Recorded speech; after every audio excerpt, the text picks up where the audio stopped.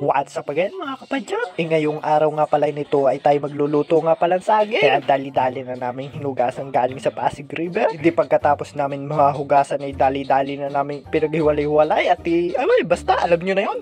Kaya na umintindi. Pagkatapos nga naman pala naming hiwalay-hiwalay, ay gayati naman natin ngayon. Dinali-dali na nga pala ni Kalayas TV yan gayati. Diminikos-mekos na ni Insan yan at hiwalay-hiwalay na mga balat sa laman. Ay hindi naman pwedeng iprito yung balat na yan. Ay tunay naman napakatalas ng kutsilyo natin. Napakatalas pa ang ngipin yung bus otep natin dyan. Ay hindi pagkatapos nga palang balatan hugasan naman natin at napakadagta nito. Kaya naman dagta nito sa kamay. Di bago ang lahat, kung hindi ka pa nakapalo sa akin page, please follow ang Likapadyak, like and share para dumami pa ang followers at viewers natin dyan. Ay kita nyo guys, napakakintab na. Ay tama-tama na yan. Ay pwede nang gayatin. Ay dali-dali na kinuha ni Kalayas TV yung plato at ay gagayatin na. Ay hindi matatapos. After mahugasan ay gagayatin na nga pala ni Kalayas TV. Ipapaybay-bay na nga pala natin ang voice over natin at para masaya-saya naman pakinggan. Kaya dali-dali nang ginayat pa haba-haba. Basta haba-haba yan. Kaya nga naman ni Kalayas TV parang titi ng kambing. Maga sa isda ay parang good size na.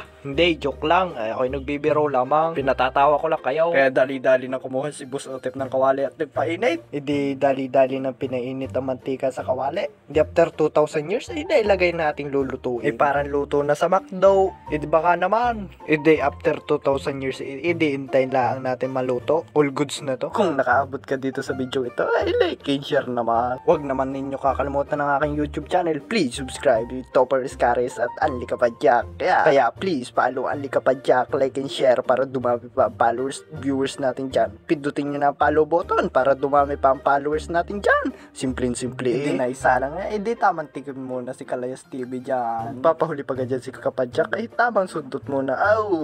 Ay tamang tikim. Shit. Ay palagay ko ay tsura ni Kapadyak ay all goods na lahat. Ay baka hanggang dito ko na lang tapusin itong video ito. Salamat sa nanood. Kaya kung hindi ka pa nakapalo sa aking page, please follow ang Likapadyak, like and share para dumami pa followers at viewers natin dyan. Baka hanggang dito ko na lang tapusin itong video ito. Salamat sa nanood. Bye-bye!